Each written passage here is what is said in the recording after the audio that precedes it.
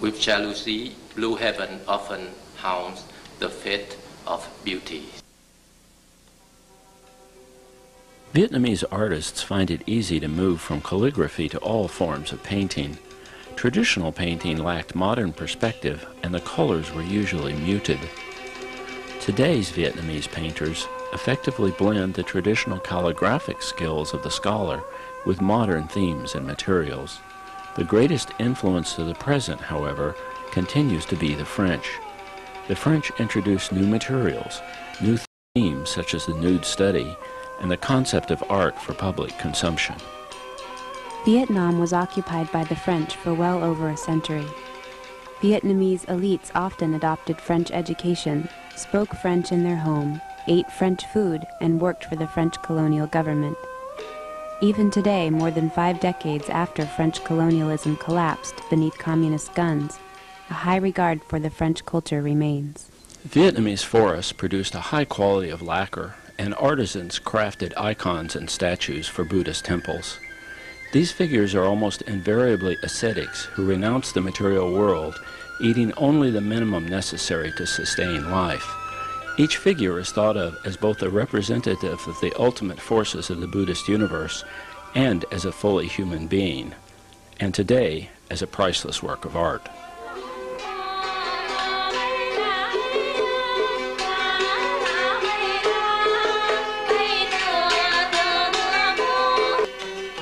The Vietnamese are a deeply romantic people, perhaps the most romantic of all the Asian cultures.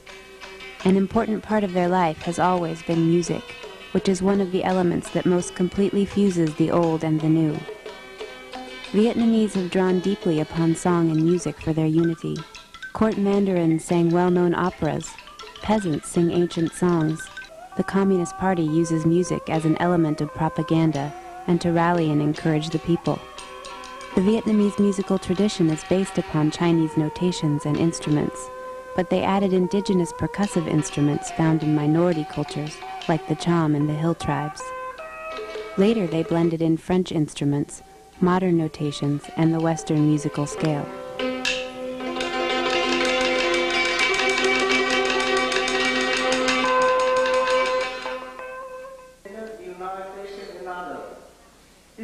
The most unique and traditional of Vietnamese folk arts is probably the water puppet theater, with its roots deep in temple fairs and village festivals in the rice-raising local economy.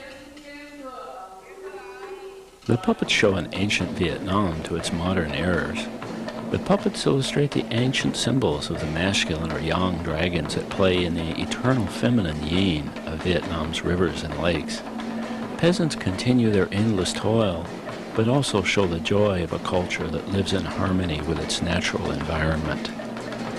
To the Vietnamese, unlike the Judeo-Christian culture of the West, the world of the gods and the world of mankind is the same, separated only by the limitations of our perceptions.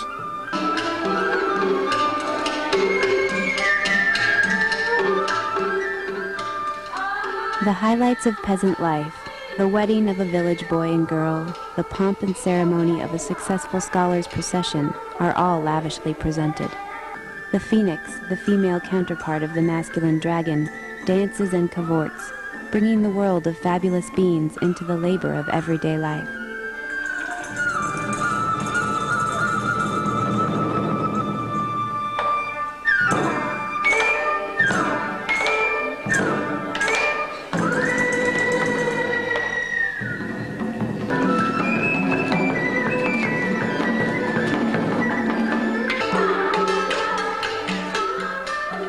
Now this world of peasants laboring in flooded fields, of fishermen working on small boats at one with their intended catch, is still perfectly familiar to Vietnamese. But we are aware that huge automated factory boats stand offshore from Vietnam now, netting and freezing or canning tons of shrimp for the world market. But in the ancient puppet theater, the ageless dance of human beings amid their natural environment, accompanied by their gods and fabulous beings, goes on and on.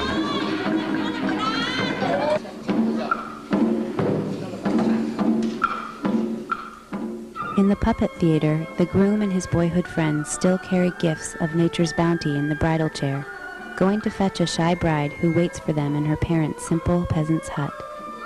Today, on the other hand, Vietnamese wedding ceremonies are westernized, and there is little left of these traditional practices.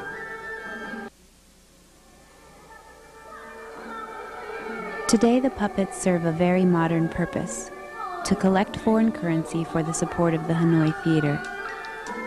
The Hanoi troupe travels worldwide. It plays to sold-out audiences every night that it is at home.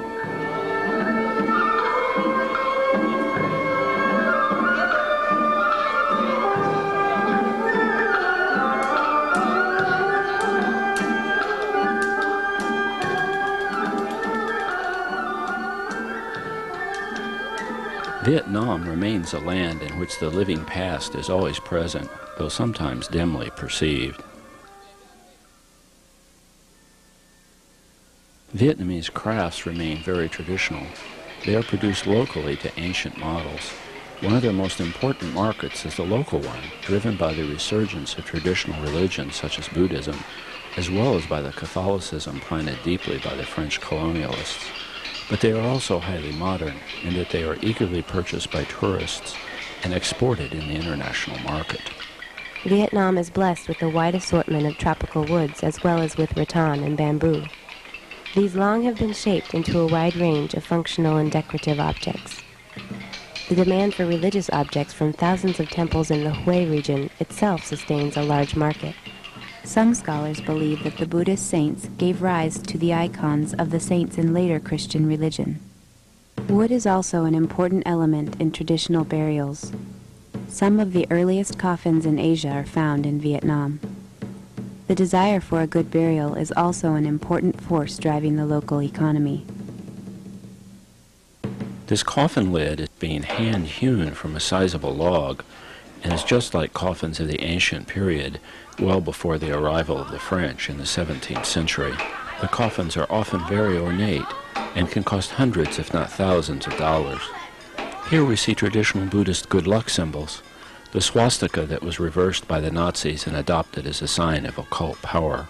Older people often make arrangements for their funeral in advance of their expected deaths. Life after death is very important, and so when my mother passed away, the reason we did a Vietnamese traditional funeral because we respect the death. It was just like she's still alive. We have to send her off to a different world the way that we treat her in this world. The Vietnamese traditional custom is that we children, we don't want my mother, even she already departed this world, we don't want her to owe to the living a bow. So in return, we, the children, have to kneel down and bow 3 times to that person who just paid a bow to my mother. And so for 3 days like that. But they measure you after your death. How many will mourn you? How many will cry for you? How many friends do you have at your funeral? And so the Americans are much more practical. When the minute a person dies, right away, you don't see an elaborate funeral. Very few people cry and put away right away. But for the Vietnamese funeral, we cry a lot. We show to not just only to the dead person, to my mother, but to the world, in her society, in her community, that we are going to miss her, that she was a very loved person when she was alive.